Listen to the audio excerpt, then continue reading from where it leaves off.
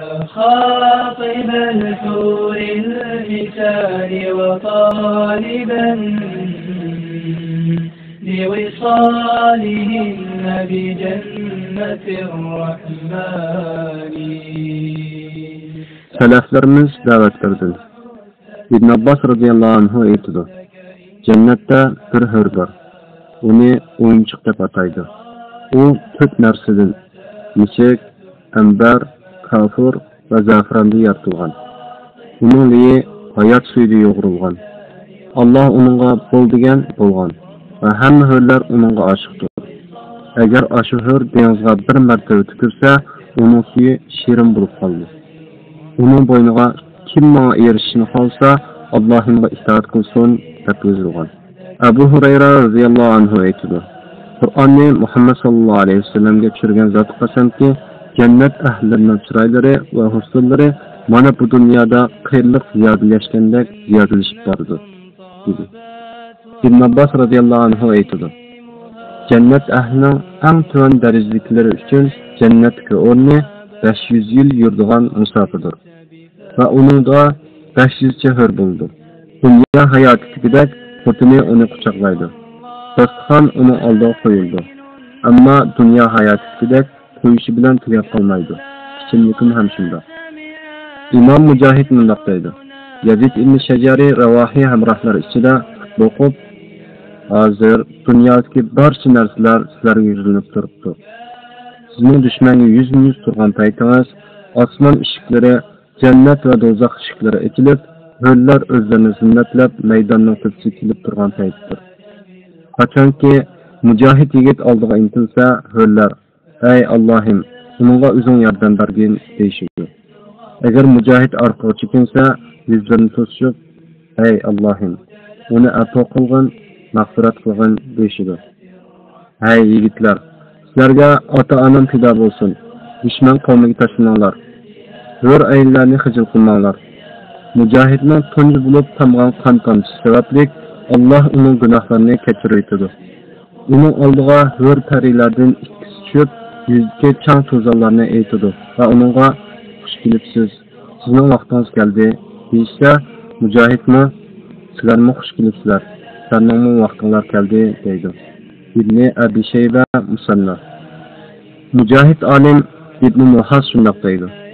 Agar sen jihadga chiqmaslikning sababi xotinimning firoqiga mening taqdim yetmaydi, men uning jamoliga shayda bo'lib misoliga uylab qolganman, men uning bilan o'zimni xursand, shundoq baxtli his qilaman deydigan bo'lsang, bu gaping botildir. Sen umring bo'yi uni rozi qilish uchun harakat qilsan, lekin uni ko'pincha norozi holda topsan. Ochiq kelib qolgan paytda seni butunlay inkor qildi. İbn Abbas'tan rivoyat qilingan hadisda Rasululloh sallallohu alayhi vasallam ayollarning noshukirligi haqida so'z qilib, sen ayollarning biriga bir umr yaxshilik qilib kelsang va sendan bir martaba yomonlik ko'rsa, men sendan hech yaxshilik ko'rmadim deydi. İmam Buxoriy va Muslim rivoyati. Qisqasi, sening uning bilan hayot kechirishing va hamsuhbat bo'lishing sana mushaqqat, qiyinchiliklar bilan davom qildi. Ajiba, shundoq ayolning muhabbati seni nurda yaralgan, yez qasrda soyisida, ne'matlar liq karvatlar to'la diyorlarda bo'lgan hur ayollarning misoliga yetishdan cheklab qo'ysa, ha? Alloh qasamki, shahidning qini qatmay turib, ko'zi hur ayolning jamolini ko'rishga muyassar bo'ldi. U to'limi go'zaldir, yosh qizdir, go'yoki yaqut marjonlardir. Sendan avval uningga na inson va na jin qo'l tekkizmagandir. Uning so'zlari muloyim, qomatlari kelishgan. Sochlari to'm, qora qapoqlari nozukkina. Husn jamoli ko'rkam, beqiyosdir. Uning nazokatli, tili shirin, xulqi go'zaldir. Mehr muhabbati cheksizdir. Aqlli inson. Ashundoq ne'mat tarifini anglab, uning misoliga oshiq beqaror bo'lmadingmi?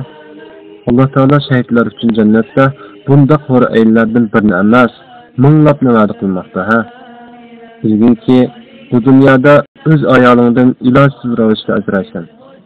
Agar ayoling soliha bo'lsa, Alloh sizlarni albatta oxiratda birga qildi.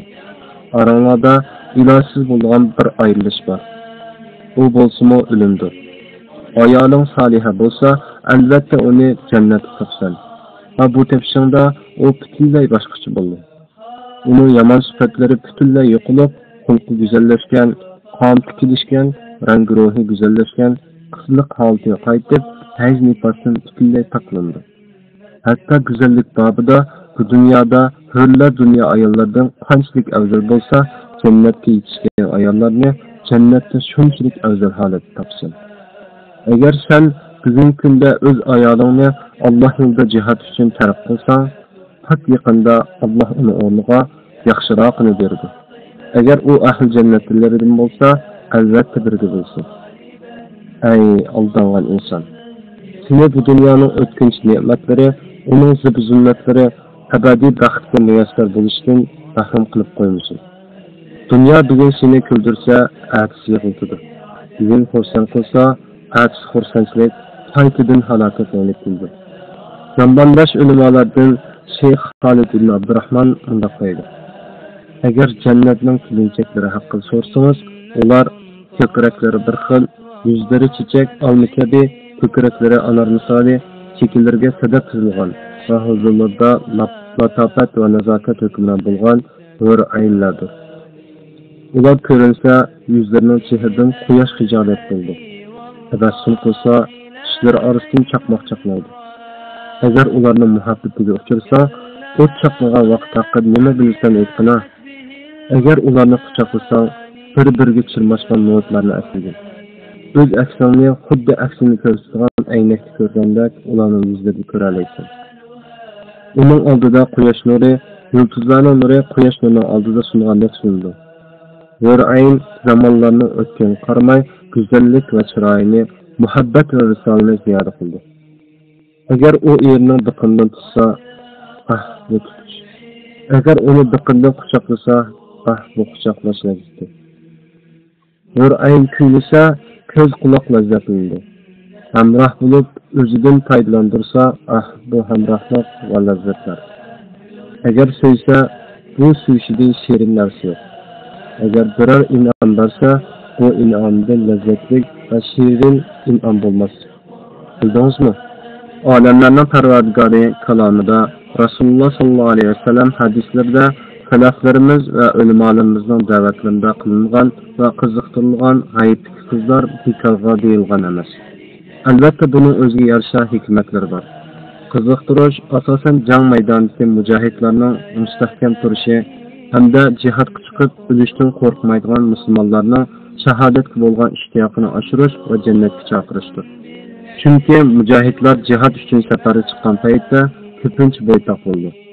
U uyda ayoli bola-chaqalari qolsa-mu, uzun muddat yiroq joylarda din uchun ahlini tark qilib, sabr qilayotganlar uchun bishorat hamda jihod tufayli o'ylanolmay yurgan yigitlar uchun ham bir xush xabardir. Shuningdek, turli bahonalar bilan erini yenda elib qilish vaqtida muqaddas jihodni to'sayotgan ayolning erigimi turtkidir. Shundoq ayollar sabab bo'lib, ummat bugun jaholat tarqidan chiqolmay qoldi. Shuningdek, turli bahonalar bilan erini yenda elib qilish maqsadida muqaddas jihodni to'sayotgan ayolning erigimi turtkidir. Shundoq ayollar sabab bo'lib, ummat bugun jaholat tarqidan chiqolmay qoldi.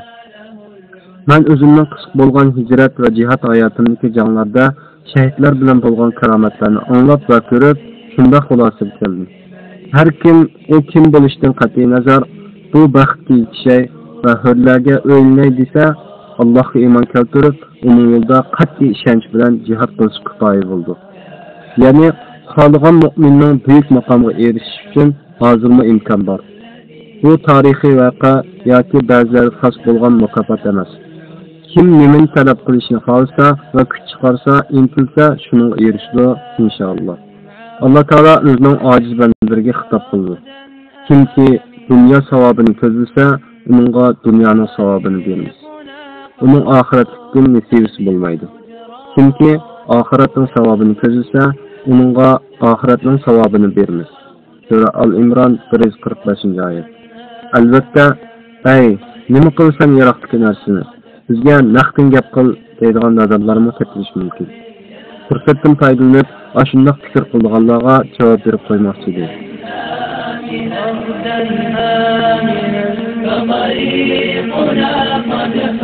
صف بالهجران يا خاطب الحور